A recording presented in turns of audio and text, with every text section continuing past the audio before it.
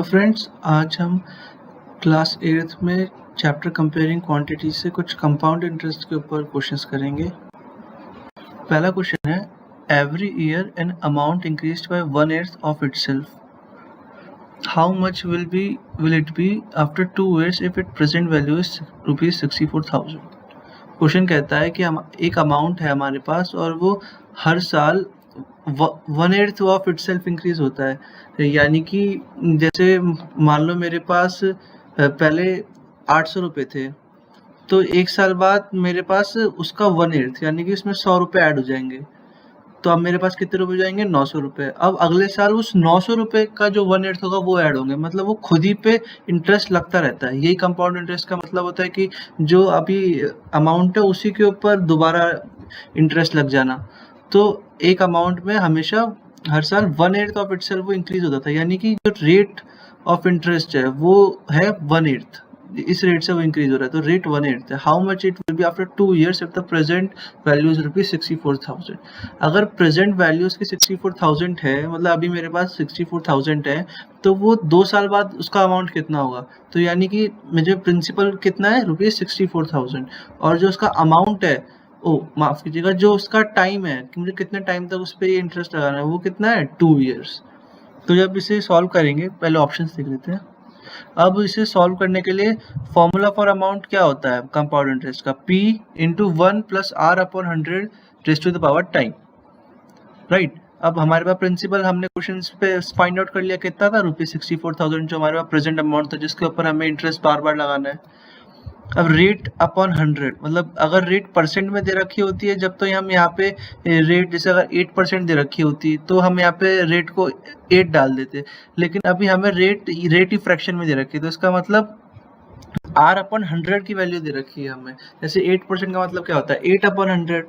ऐसे मतलब वो हमें अगर 8% है तो उसे हमें 8/100 ना करना पड़े, इसीलिए हम फॉर्मूला में R/100 लिखते हैं। लेकिन इस बार हमें रेट ही इन्होंने फ्रैक्शन में दे रखी है, तो परसेंट में नहीं दे रखी, तो इसका मतलब R/100 ही एक्चुअली 1/8 है। ओके, क्योंकि रेट अगर परसेंट में हो तब हम यहाँ डालेंगे, क्योंकि 8% का मतलब क्या होगा? 8/100, इसीलिए हमने यहाँ पे ये 100 लिख रखा है। लेकिन अगर हमारे पास ये परसेंट है ही नहीं, तो हमें इस पूरे की जगह 1/8 लिखना पड़ेगा। और टाइम हमें गिवन है कितना? 2 years, तो हमने यहाँ पे टाइम लिख दिया 2 years। तो अब बस फॉर्मूला में हमें वैल्यूज पुट करनी है, तो अमाउंट इज इक्वल टू 64,000 × 1 + 1/8 का स्क्वायर, या फिर रेज़ टू द पावर 2। तो इसको सॉल्व करेंगे, 64,000 × 1 + 1/8 विल बी 9/8, तो इंटू 9/8 इंटू 9/8, क्योंकि 9/8 का पावर 2 था। इसको हम सॉल्व करेंगे तो हमारे पास फाइनल अमाउंट कितना आ जाएगा? ₹81,000। तो मतलब हमारा फर्स्ट ऑप्शन करेक्ट हो जाएगा। सेकेंड क्वेश्चन करते हैं, इन 1 year the population of a village increased by 10% and in the next year it decreased bye 10%। If at the end of 2 years the population was 7,920, What was it in the beginning? Question कहता है, एक village के अंदर पहले साल में क्या हुआ कि जो पॉपुलेशन थी वो 10% इंक्रीज हो गई। मतलब अगर पॉपुलेशन 100 लोगों की थी तो वो अब 10% इंक्रीज हो गई, मतलब 110 हो गई। इसका मतलब ये है कि पॉपुलेशन 10% इंक्रीज हो गई, और अगले साल में वो 10% डिक्रीज हो गई। तो अभी 110 हो गए थे, तो अगले साल में क्या हुआ? 110 का 10% कितना हुआ?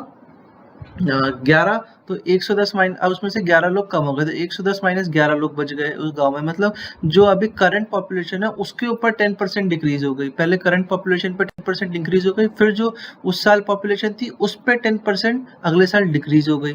ऐसा क्वेश्चन में गिवन है। If at the end of 2 years the population was 7,920, और जब ये इंक्रीज डिक्रीज होने के बाद 2 साल बाद की हमें फाइनल पॉपुलेशन दे रखी है कि 2 साल बाद इतनी पॉपुलेशन बच गई। तो अब पूछा है कि बिगिनिंग में कितनी थी, मतलब 2 साल पहले पॉपुलेशन कितनी थी। तो ये 4 ऑप्शंस गिवन है। तो हम बिगिनिंग में जो हमें निकालना है, हम उसे x मान लेते हैं। Let the population in the beginning be x। So population after 1 year कितना होगा? अगर पॉपुलेशन बिगिनिंग में x है और 1 साल बाद क्वेश्चन में क्या गिवन है कि वो 10% इंक्रीज कर जाती है, मतलब इसका मतलब क्या हुआ? x + 10% ऑफ x कितना इंक्रीज करेगी? 10% ऑफ x। तो इतना वो इंक्रीज करी, तो मतलब x में इतना ऐड करना पड़ेगा, पहले पॉपुलेशन में इतना ऐड करना पड़ेगा, मतलब x + 10% ऑफ x, यानी कि x + अब 10% को हम 10/100 लिख सकते हैं और x कॉमन लेंगे तो 1 + 10/100, तो हम एलसीएम लेके सॉल्व करेंगे तो पॉपुलेशन आफ्टर 1 ईयर कितनी जाएगी 11x/10, राइट।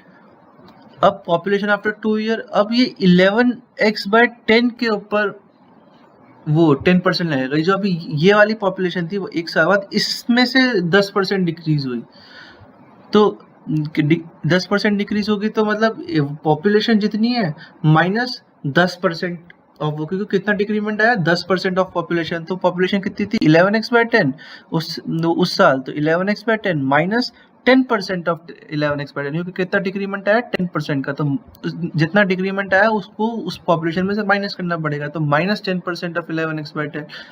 इसको आप सॉल्व करेंगे तो 11x/10 बाहर कॉमन ले लेंगे तो 1 माइनस 10/100, 10/100 मतलब 1/10, तो इसका मतलब क्या हुआ 9/10 इंटू 11x/10, तो फाइनल क्या आ गई 2 साल बाद पॉपुलेशन 99x/100, तो मतलब 2 साल बाद फाइनल पॉपुलेशन कितनी हो गई 99x/100। अब ये 99x/100 कितनी है 7920 के बराबर होगी, क्योंकि eight the end of 2 year हमें पॉपुलेशन गिवन है 7920 और ये भी eight the end of 2 year है, तो ये दोनों बराबर होंगे। इसका मतलब 99x/100 will be equal to 7920। तो यहाँ से हम x की वैल्यू सॉल्व कर लेंगे तो x की वैल्यू कितनी आ जाएगी 8000, तो मतलब इनिशियल पॉपुलेशन वाज 8000, तो हमारा ऑप्शन बी करेक्ट हो जाएगा। अब क्वेश्चन 3 करते हैं।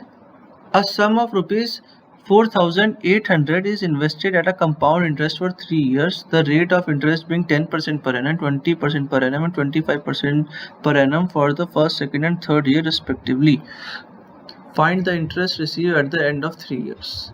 क्वेश्चन है कि मेरे पास इनिशियली 4,800 रुपीज़ थे और उसे मैंने एक कंपाउंड इंटरेस्ट की स्कीम में इन्वेस्ट कर दिया 3 साल के लिए। तो पहले साल मुझे कितना इंटरेस्ट मिला 10% का। पहले साल मुझे जो मेरे 4,800 रुपये थे उसमें मुझे 10% का इंटरेस्ट मिला।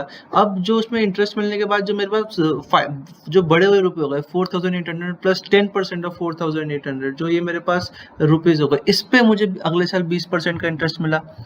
फिर जो मेरे पास इसमें बढ़ के जो फाइनल अमाउंट आया अगले तीसरे साल मुझे इस पे 25% इंटरेस्ट मिला। ऐसा 3 साल तक हुआ। तो अब हमें निकालना है कि फाइनल इंटरेस्ट उसे कितना मिला। फाइनल इंटरेस्ट मतलब कि उसके पास इनिशियली 4,800 थे, फिर और फाइनल 3 साल का उसके पास कितने रुपए बचे, तो उसमें से और उसको अगर हम 4,800 को उसमें से माइनस कर देंगे तो इंटरेस्ट का मतलब कि मुझे कितना एक्स्ट्रा मनी मिला। तो फाइनल मेरे पास कितने पैसे थे, उसमें से अगर मैं 4,800 को माइनस कर दूं तो मेरे पास आ जाएगा कि मुझे कितना एक्स्ट्रा पैसा मिला, मेरी कितनी कमाई हुई, तो मुझे वही निकालना है। Find the interest receive at the end of 3 years. तो ये 5 ऑप्शन है। अब देखते हैं कैसे निकालेंगे। Let A be the amount receive at the end of the 3 years. मैंने मान लिया कि 3 साल बाद जो मेरे पास फाइनल अमाउंट बचेगा 4,800 पे इंटरेस्ट लग के वो एंड ऑफ 3 ईयर्स मेरे पास ए होगा, मान लिया मैंने। तो यानी कि ए की वैल्यू कितनी होगी 4,800 इंटू 1 + 10/100 इंटू 1 + 20/100 इंटू 1 + 25/100। क्यों? पहले 4,800 पे पहले साल वो लगा 10% का इंटरेस्ट, तो यानी कि 4,800 प्लस 10% ऑफ 4,800 यानी कि 4,800 इंटू 1 + 10/100 ये होगा मेरे पास पहले साल। तो जैसे पिछले क्वेश्चन में भी हमने करा था ना कि पॉपुलेशन कितनी होगी x प्लस 10% ऑफ x, ऐसे ही 4,800 प्लस 10% ऑफ 4,800, तो 4,800 बाहर कॉमन ले लिया 1 + 10/100। तो ये जो था ये मेरा पहले साल पे था। अब इस पे ही मुझे कितना इंटरेस्ट मिला 20% का, तो यानी कि इसको मुझे किससे मल्टीप्लाई करना पड़ेगा 1 + 20/100 से। ऐसे इनिशियली पहले साल में मुझे 10% इंटरेस्ट मिला तो मैंने इसको 1 + 10/100 से मल्टीप्लाई करा। क्यों करा मैंने पहले ही समझा दिया। अब ये मेरे पास 1 साल बाद इतना अमाउंट बच गया, मतलब इतना अमाउंट मेरे पास हो गया।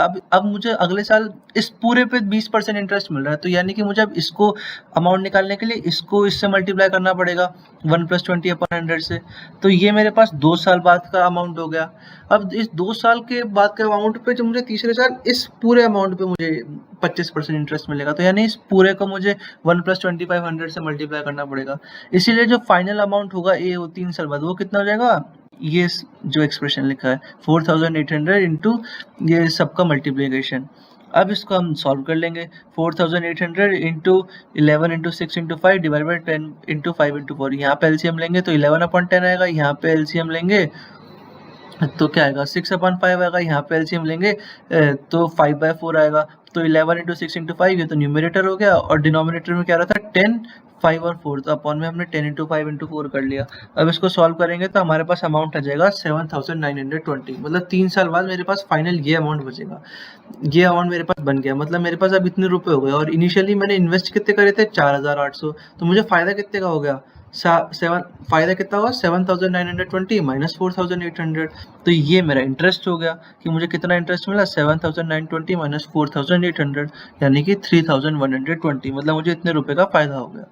तो ऑप्शन बी करेक्ट हो जाएगा। अब क्वेश्चन 4 करते हैं। The compound interest accrued on an amount of rupees 44,000 at the end of 2 years is rupees 1,193.6. What would be the simple interest accrued on the same amount at the same rate in the same period? Question है, the compound interest accrued on amount of rupees 4,400 at the end of 2 years is rupees 1,193.60, यानी कि ये जो amount है 44,100 पर, इस पे मुझे कंपाउंड इंटरेस्ट मिला,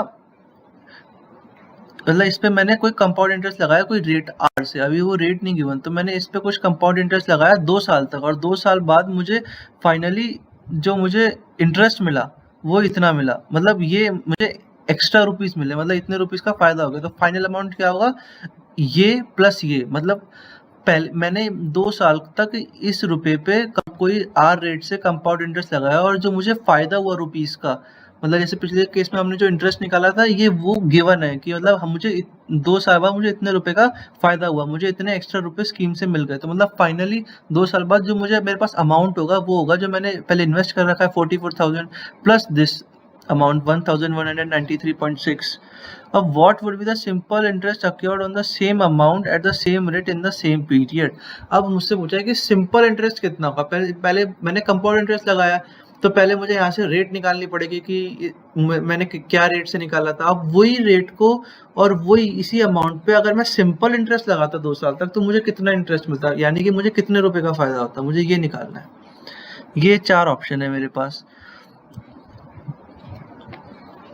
अब वैसे मान लेते हैं कि let the rate of interest भी R% पर एनम, मान लिया कि R% पर एनम से मैंने कंपाउंड इंटरेस्ट लगाया होगा, तो यानी कि जो मेरे पास अमाउंट होगा वो कितना होगा 44,000, जो कंपाउंड इंटरेस्ट का फॉर्मूला होता है कंपाउंड इंटरेस्ट के अमाउंट का, 44,000 into 1 plus R/100 raise to the power time.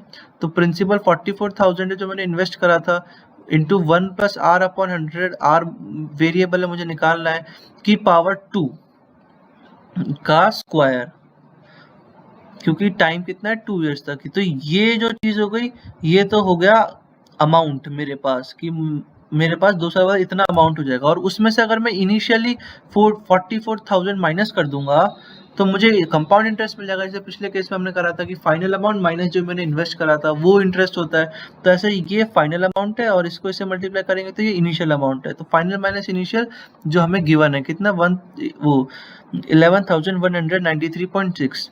तो इसका मतलब कि मैं इसमें से कॉमन, फिर मैंने मतलब कॉमन लेके ये 1 प्लस R/100 की पावर का 2 माइनस 1 इज इक्वल टू इतना, मतलब फाइनल माइनस इनिशियल, तो फाइनल उस एक्सप्रेशन में से 44,000 कॉमन ले ले तो ये इक्वेशन बन गई। अब इस इक्वेशन को हम सॉल्व करेंगे तो 44,000 को हम दूसरी साइड भेज देंगे। पहले तो मतलब 44,000 ब्रैकेट खोल लेंगे, 44,000 यहाँ पे माइनस है तो यहाँ पे जाके प्लस हो जाएगा, तो 44,000 प्लस 11,193, फिर जो ये 44,000 मल्टीप्लाई हो रहा है इसको हम इस साइड भेज देंगे तो ये डिवाइड हो जाएगा, तो मतलब 1 प्लस R/100 के स्क्वायर की वैल्यू ये हो जाएगी। इसको सॉल्व करेंगे तो आ जाएगा 1 प्लस 2,544/1000। इसको और हम सिंप्लीफाई करेंगे तो आ जाएगा 1 प्लस 159/625। अब इसको और सिंप्लीफाई करेंगे तो कितना आ जाएगा, ये आ जाएगा 28/25 का होल स्क्वायर, मतलब यहाँ पे आप प्लस करोगे तो 625 प्लस 159 डिवाइडेड बाय 625। अब जो 625 प्लस 159 है वो एक्चुअली में 28 का स्क्वायर है, और 625 किसका स्क्वायर है 25 का स्क्वायर। तो इसका मतलब इसकी फाइनल वैल्यू कितनी आ जाएगी 784/625। 784 क्या है 28 का स्क्वायर, 625 क्या है 25 का स्क्वायर, तो इन दोनों का मतलब पावर बाहर कॉमन ले लेंगे तो 28/25 का होल स्क्वायर। अब 1 प्लस आर अपॉन 100 का स्क्वायर इज इक्वल टू 28/25 का होल स्क्वायर। तो इसका मतलब क्या हुआ कि 1 plus R upon 100 should be equal to 28/25, क्योंकि अगर दोनों के स्क्वायर आपस में इक्वल है तो दोनों नंबर भी तो आपस में इक्वल होने चाहिए। तो इसका मतलब 1 plus R upon 100 should be equal to 28/25। अब 1 को वहाँ भेज देंगे, आर अपॉन 100 की वैल्यू कितनी आ जाएगी 3/25। तो यहाँ से आर की वैल्यू कितनी आ जाएगी 12। मतलब मैंने जो जिस रेट पे कंपाउंड इंटरेस्ट लगाया था वो रेट थी मेरी 12%।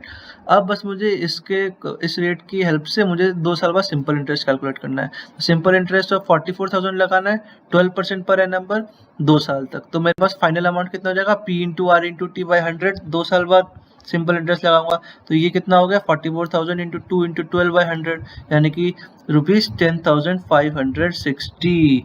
ये मेरे पास सिंपल इंटरेस्ट बन जाएगा। सिंपल इंटरेस्ट का फॉर्मूला कहता है P into R into T by 100। तो यानी कि अब इस फॉर्मूला में रखा P 44,000 है, रेट 12% है, टाइम 2 ईयर्स है, तो मेरे पास आंसर आ गया 10,560। तो option C will be correct.